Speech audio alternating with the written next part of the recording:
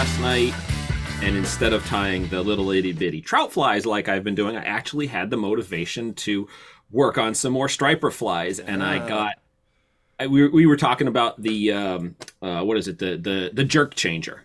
Yeah, so I've been building some of those and playing around with it, and I put some different yes, exactly, but I'm playing around with some changes to the head on it and adornments and things. So I got the first prototype last night. It didn't come out quite the way I wanted, but it's got me excited to tie some saltwater flies again. Wow, you and I haven't even tested those. We're really excited about it. You're already starting to make modifications. Yes. That's great. Well, I was laughing about that when I finished the one with the mod on it here. I threw it on the top of my new bench, and I have 5 of them now that I have to test swim. And I'm like, you're putting a lot of effort and time into this thing. You don't know what the hell they're doing is going on. Like some not really good way to build a new fly. But that's the winter off season, though, right? We'll just say that's the excuse, right? I'll get to it. Maybe next week. I'll swim them. Yeah, keep the mind busy and not starting to lose your mind as we get closer and closer to the season. Now, this has nothing to do with what we're going to talk about today, so maybe we should transition to that. We are going to talk about today your 50 that you got last year. We have not had a chance to talk about it. But before we get there, we want to remind everyone, like, subscribe, make sure you follow along so you don't miss anything. YouTube, Spotify, wherever you're getting Apple Podcasts, wherever you're getting a podcast, make sure you follow along. We have been discussing how we were going to cover this important milestone for you, which is your first official 50, even though you strongly believe you have others that you weren't able to weigh, and I certainly believe you, knowing your performance. But we've been really struggling with how exactly we're going to talk about this for a variety of reasons. So I'm going to let you kick it off and talk about your 50 that you got in 2023. And I'm going to let you begin by giving us excuses about why you have no photos of this fish. So we'll start there. Yes. We'll start there. Exactly. I have no physical documentation of this fish, which means if 90% of you out there listening and or watching this right now told me the story, I would call baloney and probably not believe it. But hey, we wouldn't believe you. I compel you to believe me. I got nothing nothing to gain by it. I mean, aside from, I think that the night I got it on the ride home, I texted my wife, "Hey, I'm coming home, and I got a 50 tonight." And that was about the excitement of the text. I might have texted you that night. Nope, you did not. Nope, I didn't get it till the next day. Nope, you did not text me even until the next day. And you just threw it in the line. It was like, I had a great night last night, blankety blah 52 or whatever it was. And I was like, wait a second, hold on a second. You're just going to throw that in there? But that's you, so I'll let you keep going. Sorry, I don't mean to interrupt. I mean, I wish I had documentation. I wish, other than the photographic evidence in my head, I don't have a physical photo, despite the fact that I had a camera literally in my chest pack of my Stormer surf top. It was right there at one point, at the whole night. But, there's a lot of, in the last couple of years, I haven't gotten a lot of photos of my fish for many reasons. And it was something I've always, it's something I've kind of mentally toiled over. It's like, on the one hand, is it great to have that memory to look back on? Absolutely. But on the other side, it always gets trumped by my concern. And, something we both have, you and I have discussed a million times, is, tipping any of what we're doing at that level off to anyone else. Meaning that night when I got the fish, I didn't know if there was someone else around.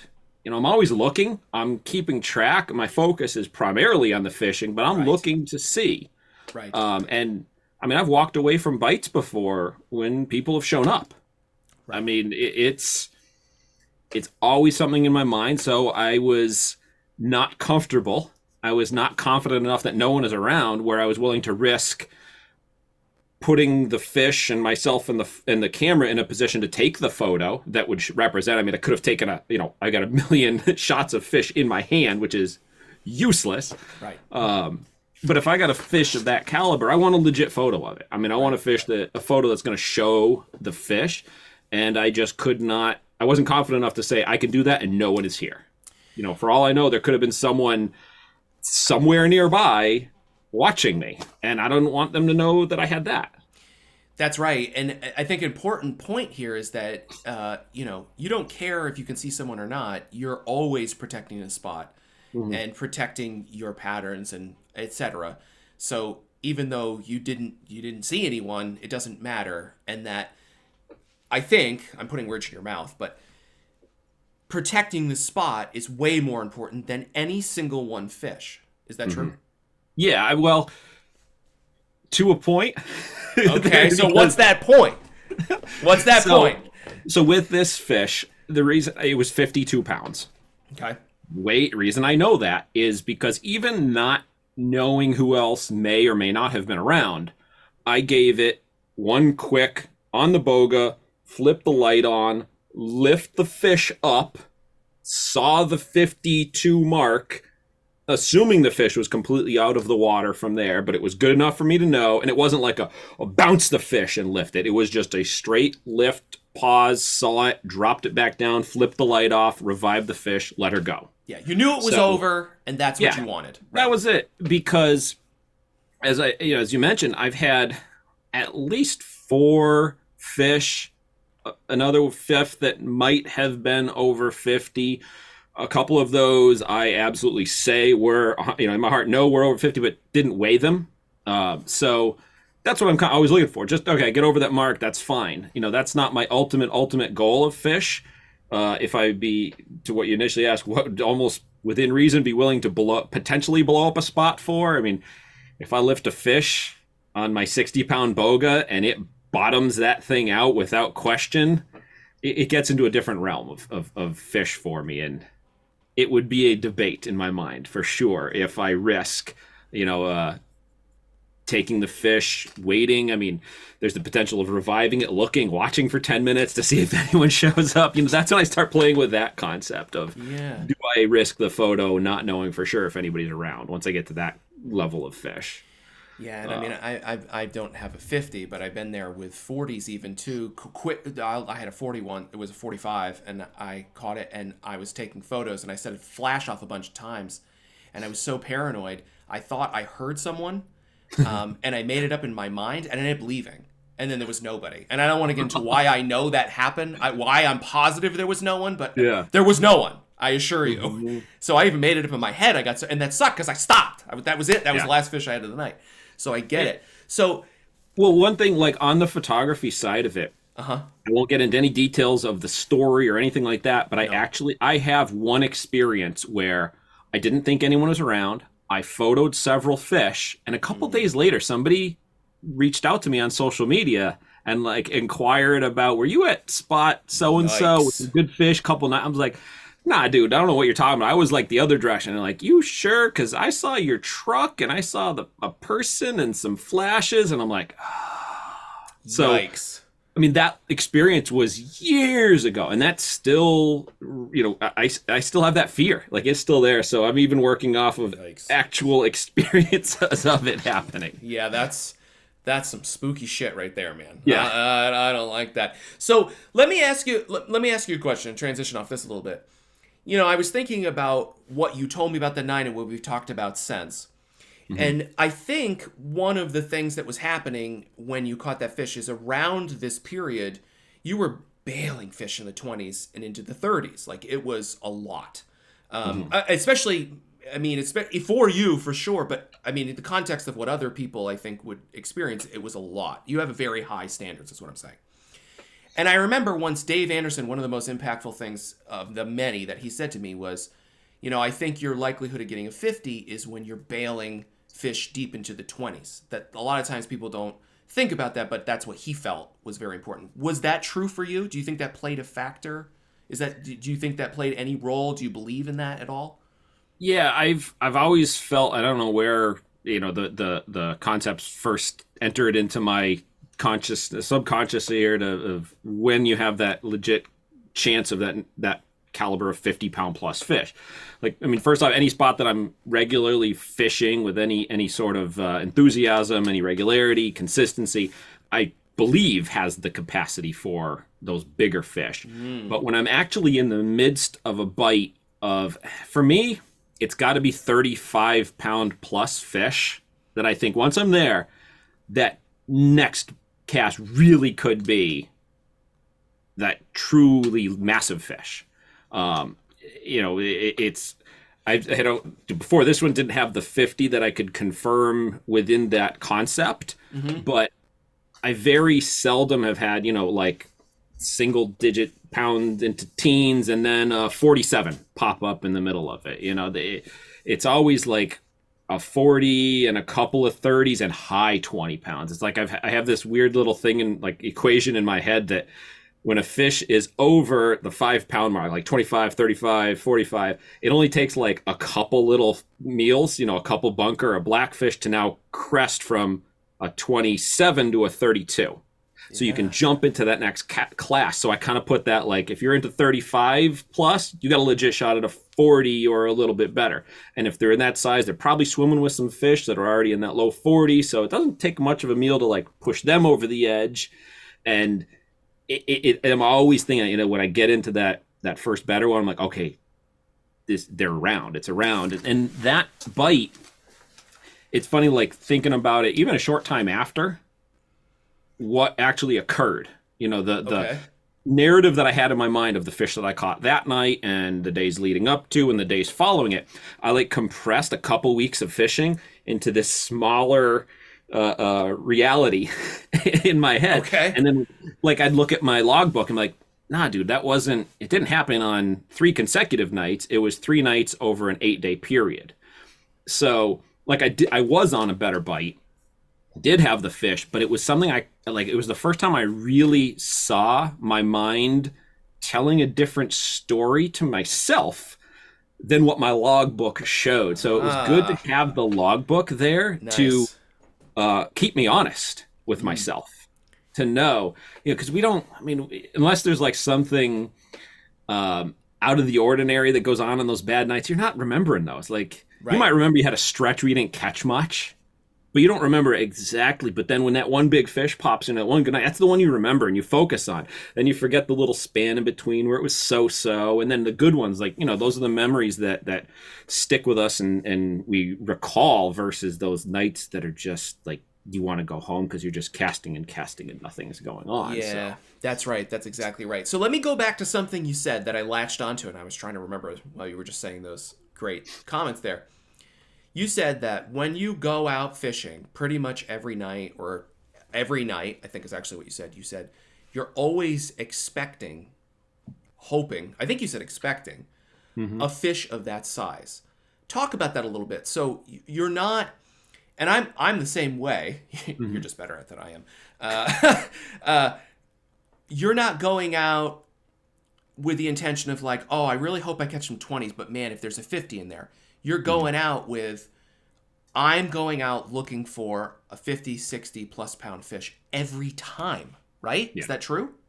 Yeah, absolutely. And I'll say every time within my primary season, meaning like the month of April, for instance, I consider that sort of like a little bit of preseason, but even then I'm going when like the people I talk to locally, they're throwing little paddle tails at schoolies.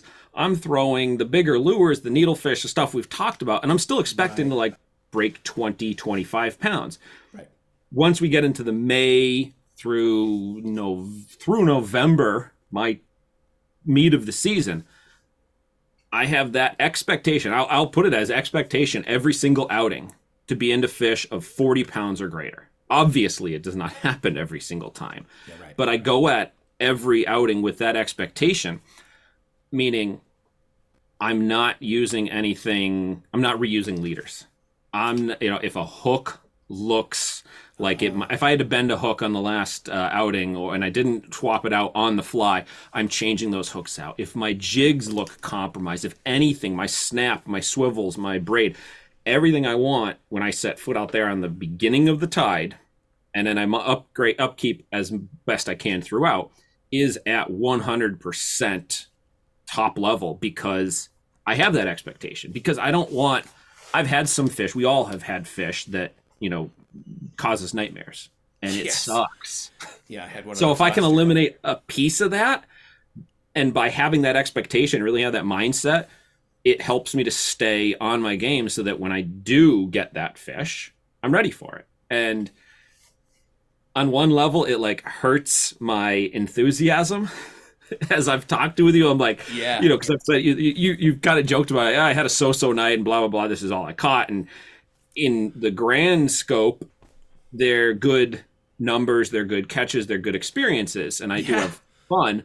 But because I set that expectation so high in order to keep my mind so sharp and ready, it's like I get jaded with what I'm expecting. And I mean, I dare say even when I got that fish, in a level, it was anticlimactic, and it was not disappointing, because I looked at the boga and I was like, all right, finally, there was a fish that was over that level. And I mean, I've written about it a couple of times. The 50 mark is not as important to me as it is to some people. I think we talked about actually on one of the early interviews that we did with surf scenarios with you, that everyone's goals are their own. So I don't diminish that someone else has that as theirs, but that's not where mine is, because that helps me to be so much more focused.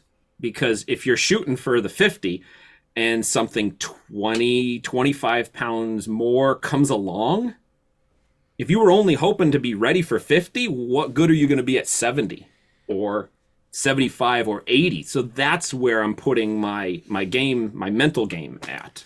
Yeah, that's right. I mean, I think that that's one of the most important things that gets ignored or downplayed about catching big fish is you're hoping for a 25 or 30-pound fish, and that's what you're prepared for.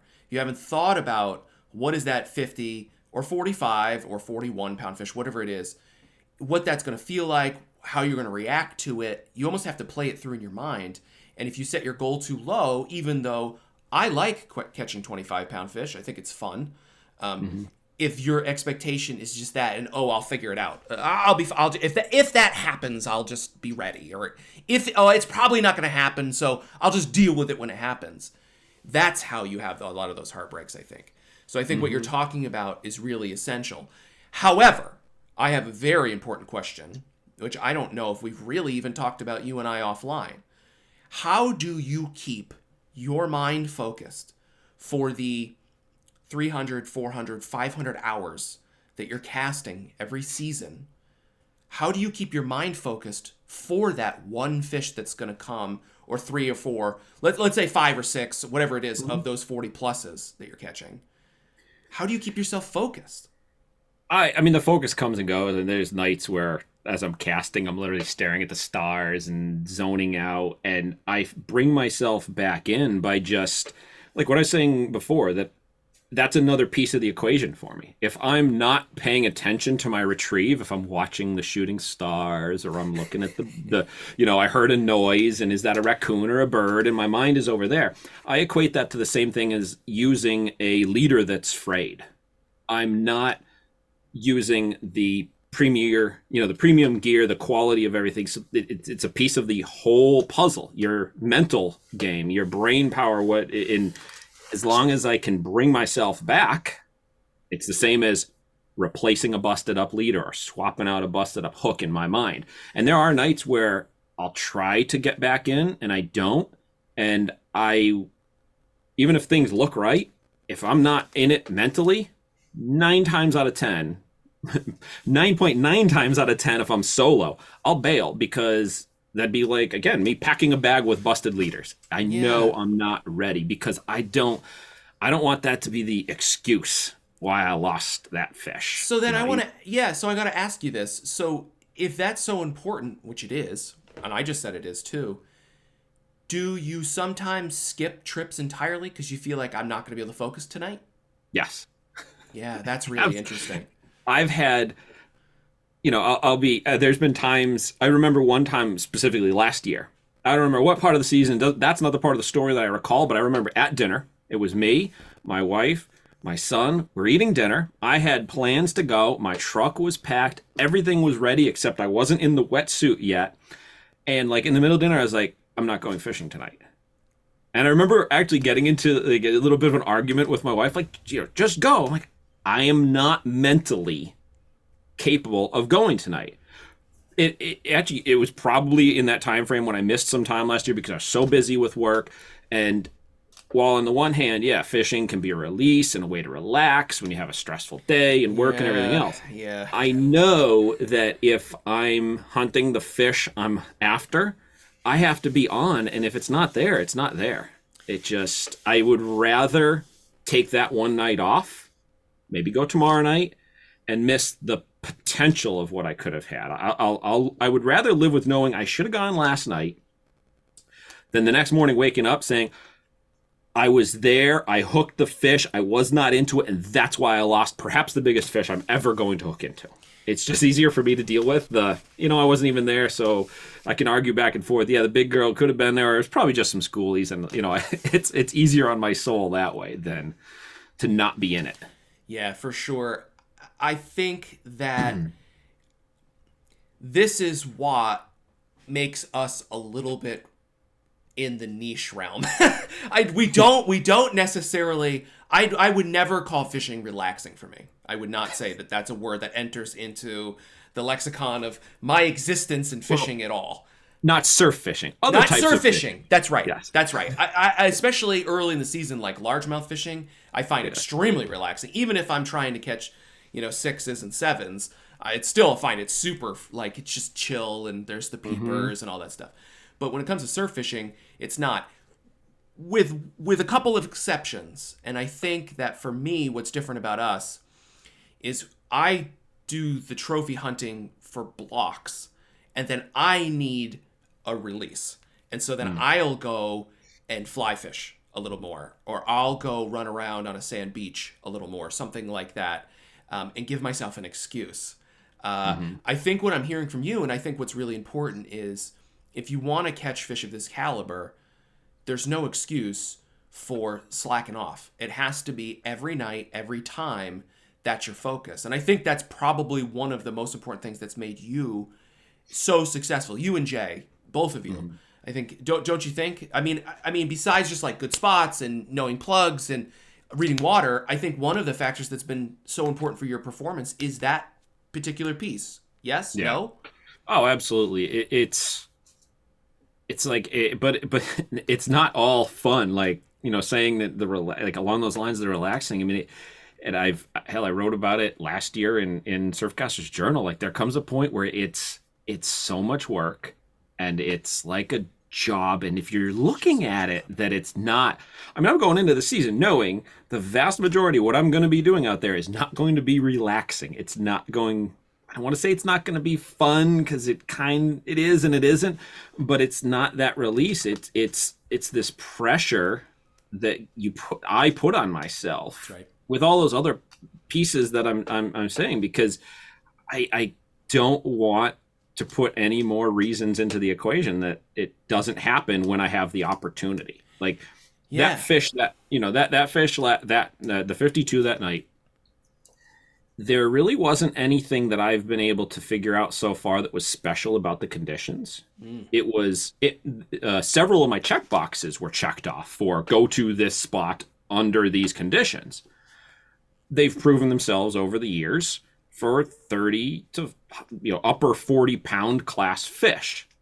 It just so happened that maybe that little piece of the luck came in when I happened to cast at the moment that I intersected with that large, slightly notched larger fish being within range.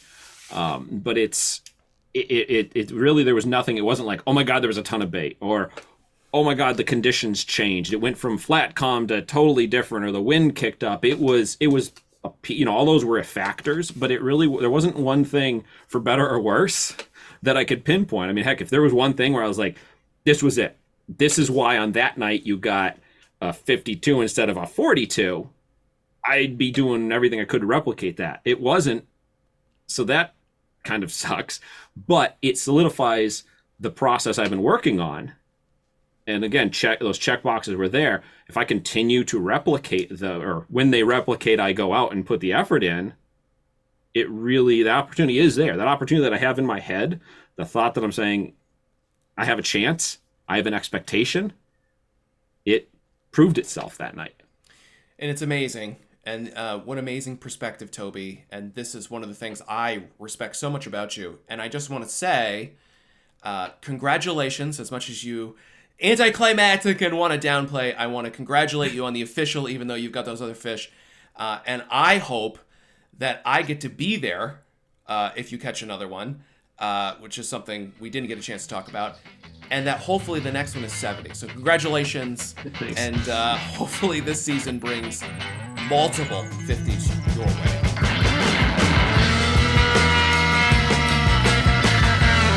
This has been a weekly edition of the Surfcast Podcast.